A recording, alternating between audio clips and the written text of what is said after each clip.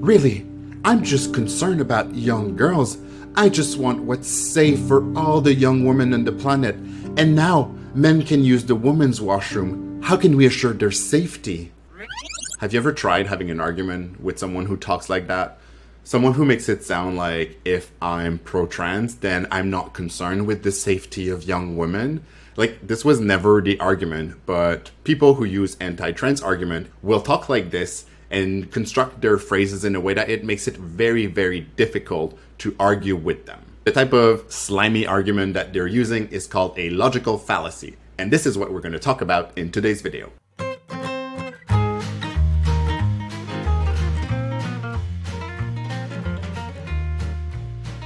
Logical fallacies are deceptive or false arguments that seem stronger than they appear due to the simple way they are constructed or because they appeal to emotions and feelings.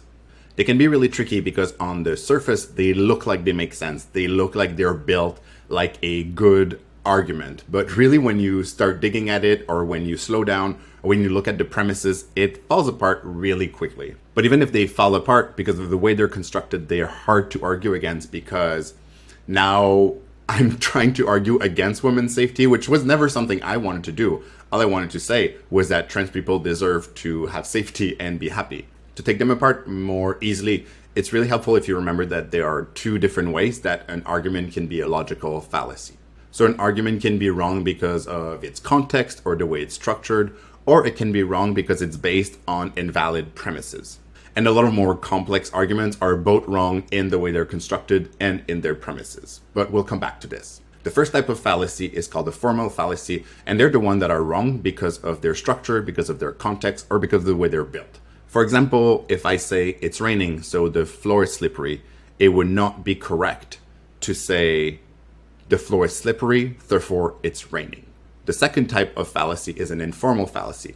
These are the ones that are wrong because of their premise. So if I say, I've never slipped on the floor while it was raining, so it must not be true that rain caused the floor to be slippery, that is an informal logical fallacy because it's not true that my own experience of when it rains can be applied to everyone on the planet. So the premise is wrong, and this is an informal logical fallacy. As I mentioned earlier, some more complex logical fallacies can be wrong both in their context and because of their premise. And the argument that I gave in the intro is one of those. For example, the structure is wrong because it makes it sound like I'm either pro-trans or I'm against women's safety. So this structure is not correct. There are many other options that I can pick from as a human. So we could say that this is a formal logical fallacy because the way it structures makes no sense. But this argument also has a lot of incorrect premises. So we could say that it's informal because it's based on premises, on facts that are actually not true. For example, it is not true that trans women using the washroom that they feel the most comfortable using is a danger for other women using the washroom at the same time as them. But it is also not true that cis men abusers could now go into a washroom and say like, oh, I'm allowed to be here. Look, I have this paper that proves that I'm a trans woman, so I can now stay here and abuse people all day and like lurk around in the washroom.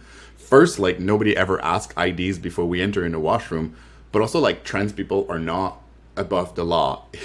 If a trans person, even if they're not cis men trying to pretend to be a trans person, but if a trans person goes into a bathroom and is suddenly inappropriate and is just like lurking around and being abusive towards the other women using that washroom, there's still going to be consequences for that. So this premise is also false. So the first argument is also an informal fallacy. If someone's using logical fallacies after logical fallacies, especially if they do it in bad faith, it can be quite tricky to argue with them or even to know where to start in your argument with them. One of the main reasons for that is because, as you're starting to probably understand, logical fallacies are built in a way that they're very simple.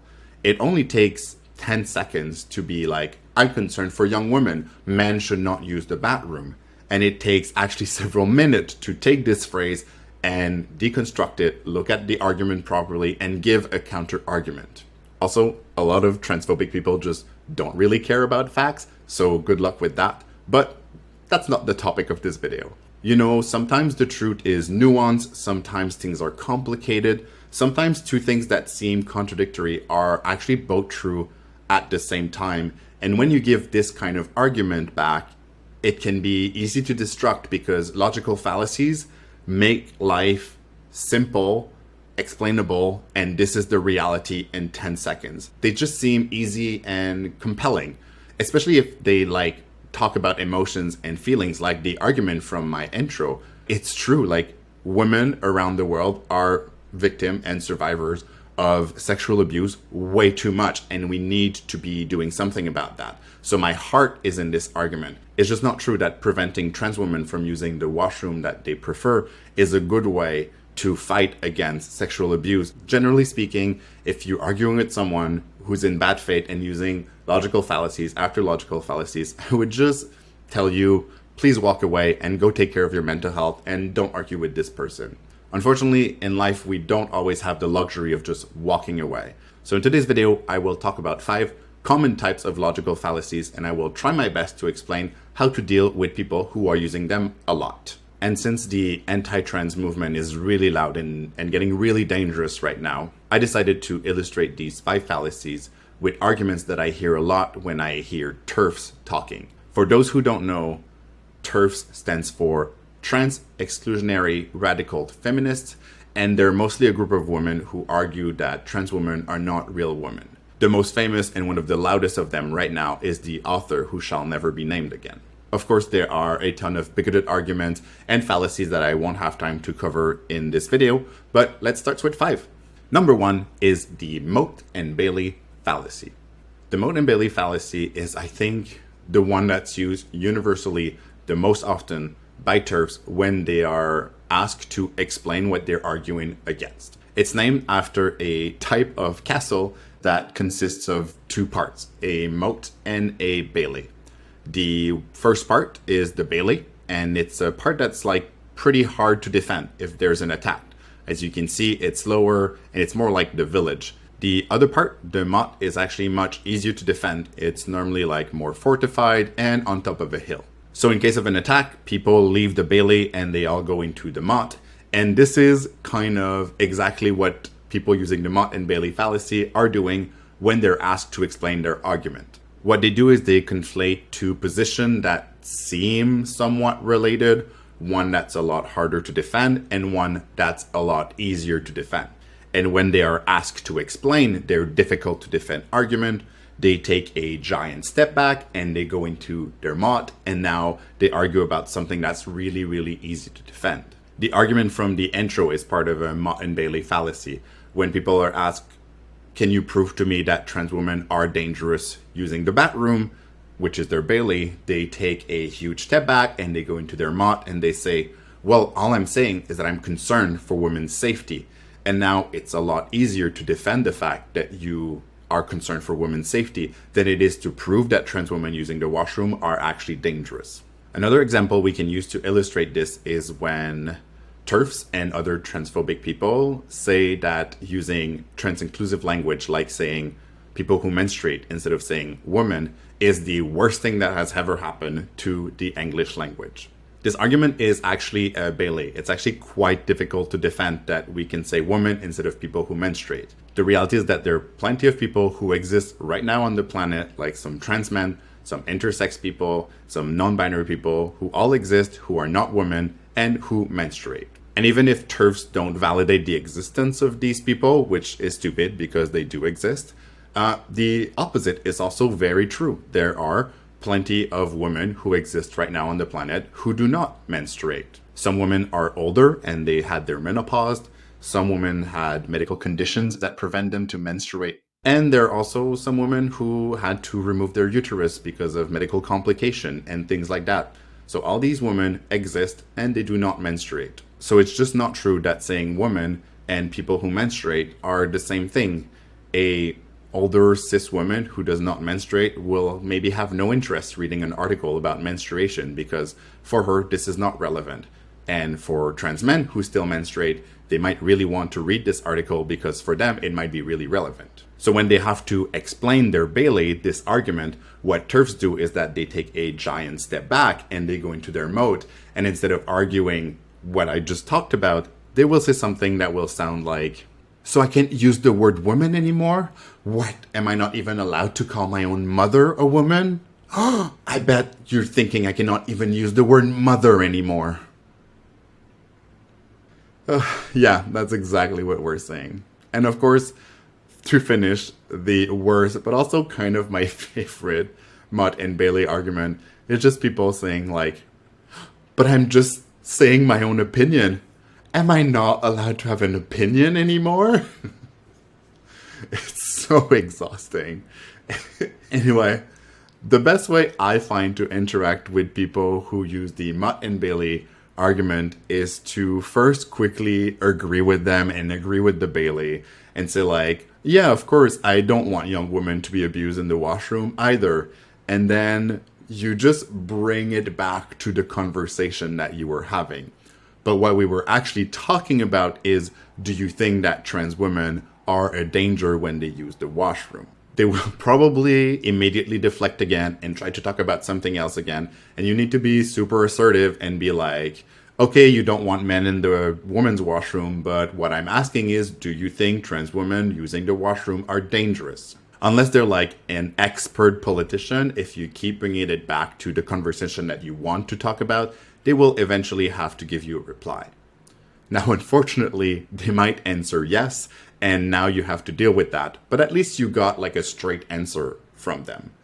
But most likely, they will like give you a reluctant, no, this is not what I was saying. I don't really think trans women are dangerous, but I think it's a slippery slope, which slippery slope is another type of fallacy that I won't have time to talk about in this video. But at least they've said no, and now you can talk about the fact that trans women are not actually dangerous in the washroom, and you start to deconstruct their argument a little bit. And I think you can consider that as a small win.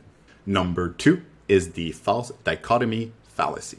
The false dichotomy fallacy is someone who presents only 2 options as the only outcomes possible for a situation. Most of the time, one of the options, the one that agrees with their side, seems very rational, seems very level-headed, and makes a lot of sense. And the other one is completely out there, completely outrageous, and nobody would really pick this option. TERFs use this one a lot in the context of their fear that the trans movement is doing a ton of surgeries on kids. Surgeries that do not happen, by the way, not on kids. It's much more complicated than that.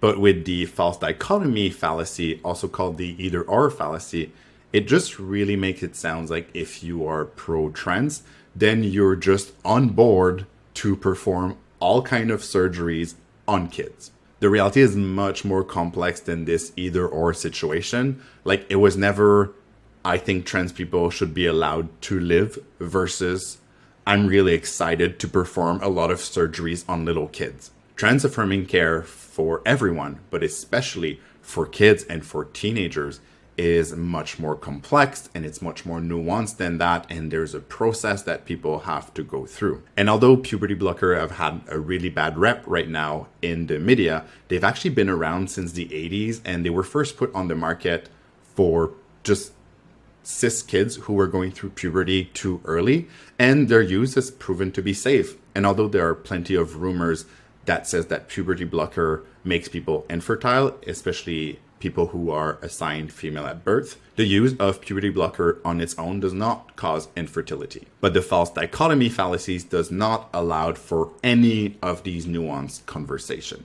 It's just, it's this or that, you have to pick, and of course I'm picking the right side. Another false dichotomy that I hear TERFs use a lot right now, and it's actually a lot more tricky than the one before, and also like a lot more dangerous, is something that sounds like, being raised as a girl in a very sexist world was really formative for my understanding of what it's like to be a woman.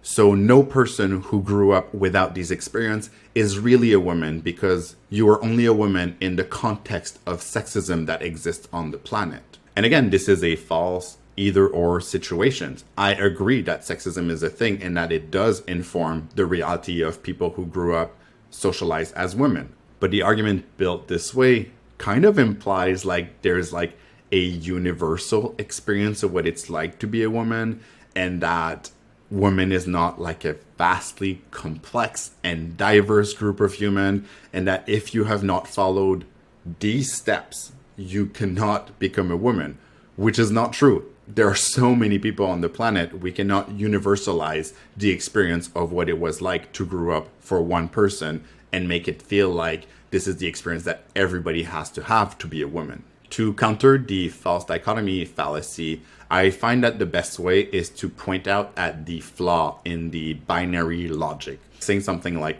wait, are these really my two options here? Or can we maybe open the box a little bit and see if there are more nuances? Hopefully it will be more effective to point out at the shortcoming of their logic than to argue about facts. And then automatically they've opened up their arguments and they're now ready to have a more in-depth, more complex, more nuanced conversation. So again, I think this as a win. Number 3 is the appeal to authority fallacy. This one's a tricky one. We saw it a lot during COVID, and people using this fallacy just hides their argument behind an expert they know, or behind a book or several books that they read, or my personal favorite, I have a friend who's trans and she agrees with me. This fallacy will always exist because there will always be an expert with an opinion on any hot topic that's in the media right now. There will also always be trans people that have vastly different opinions from one another. Being trans is not a universal experience, and not every trans person has the same idea on every small little things. That does not mean that they don't all deserve safety and love and to exist, and that they do exist. Also, like I said, with COVID, we discovered that a lot of people don't really understand what experts are saying. Or people just love finding, the one expert or the one doctor that's going to go ahead and say exactly the opposite of everyone. The typical, what other doctors don't want you to know is this. Like, I know that there are big flaws in the medical system, but the idea that like every doctor goes to a meeting once a year to decide like what are the things that they're universally going to lie about to every single one of their patients for some like unknown reason to make more money to big pharma or something like that is completely ridiculous. And like, I want less money for big pharmas, but I don't think the YouTube doctor who's telling me the harsh truth is actually telling me the harsh truth. The instinct of most people when they're facing the expert fallacy is to discredit the expert, which honestly is often very easy to do. But I don't find this to be a winning strategy all the time. Because when you attack someone directly on their belief, they normally become super defensive and they just stop listening to you. So what I find useful is to actually acknowledge what they're saying. Like, oh yeah, I did hear this one expert talk about this, but what about what other experts are saying? Normally they will just counter with saying like, all of the other doctors are lying and only this one person is telling us the truth. Which, if you've been following, is a false dichotomy fallacy. So you can go back to fallacy number 2 and use the tips in that section to continue the argument with this person. The idea with logical fallacies, especially on a first or second conversation, it's not to completely change someone's opinion. It's mostly to just create more dialogue and not have them just become super defensive. Sometimes just to continue to talk without raising tone and without argument can be really useful to build bridges with the other person, and hopefully in the long run it can have some impact. Number 4 is the personal incredulity fallacy. This one sounds like I don't personally understand what it's like to be trans, or I don't understand the reality of trans people, so it must not be true that trans people exist. Or one that I'm hearing more and more coming from TERFs recently, and that is almost like more dangerous, sounds a little bit like myself and maybe other people I know also questioned my gender when I was a teenager, and I also wondered if I would not prefer to be a boy. But overall, I realized that I was not a trans man, and I'm really happy being a woman now. So other trans people must also just be confused the way that I was when I was a teenager, and it is now my job to help them not be confused and understand that really they should be women just like I am. Just because someone does not understand how or why something is true does not make it false. Even if there's like a collective lack of understanding about a certain topic, which is definitely the case right now with trans people, it does not mean that their whole experience and the fact that they exist is invalid. But that's the claim of the personal incredulity fallacy. If you've been following my video, you're probably starting to get the gist of the way that I counter logical fallacy arguments. For me, the goal, at least at first, is to question the way that the argument is constructed instead of directly attacking their belief. If you remember, there were two types of logical fallacies, formal and informal, and I find it more successful when I attack the structure or the context of their argument than when I attack their premise directly.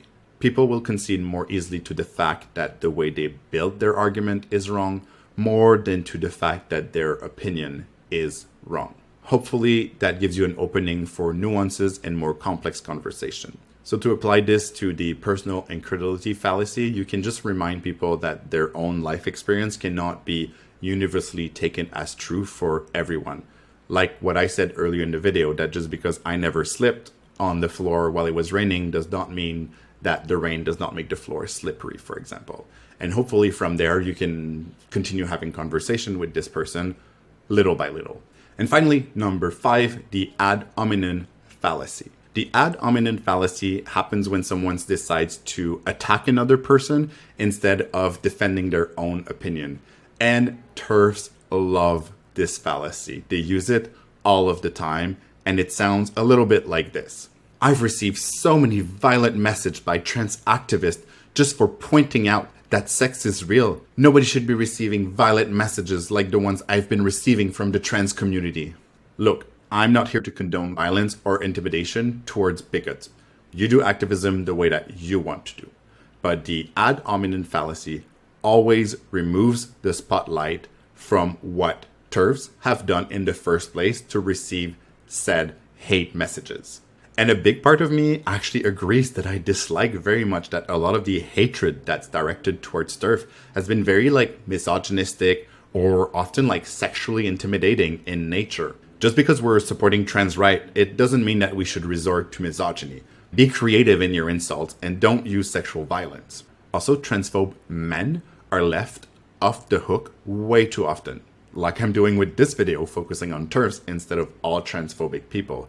And honestly, men should be held accountable as well. As much as I dislike the author who shall never be named, I think that as a society, we tend to use women as scapegoats way too often, and I would like to see more men be held accountable for their terrible actions. Anyway, back to the ad hominem fallacy. What you can do to argue against this fallacy, like with the motte-and-bailey fallacy, you just bring back the conversation to what you wanted to talk about. I don't think people should be using violence in their messages, but we were talking about the fact that you claim that trans people are trying to kidnap and recruit children. And then you just have them stick on the topic that you want to discuss instead of having them deflect on everything and everyone else. That's all I have today. I hope that this guide was helpful, and I hope that you won't have to use it all that much and that you will be able to avoid all the bad faith,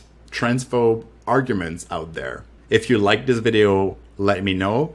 And also let me know in the comment what other kinds of fallacies you would like for me to cover in future videos. Ciao!